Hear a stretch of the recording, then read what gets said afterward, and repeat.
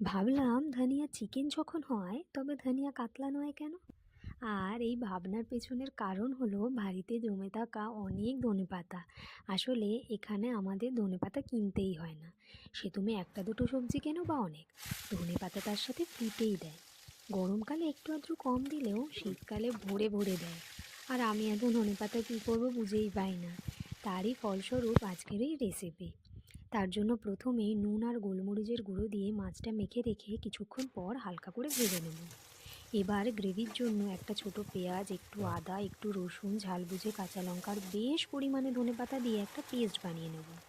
তারপর কড়াইতে পরিমাণ মতো তেল দিয়ে একটা বড় সাইজের কেটে রাখা পেঁয়াজ আর অল্প নুন দিয়ে হালকা ভেজে নেব এবং তার মধ্যে বানিয়ে রাখা পেস্টটা দিয়ে একে একে নুন, হলুদ, কাশ্মীরি লঙ্কা গুঁড়ো আর ধনে গুঁড়ো দিয়ে ভালো করে কষিয়ে গরম জল আর পরিমাণ মতো নুন দিয়ে ভাজা মাছগুলো দিয়ে দেব।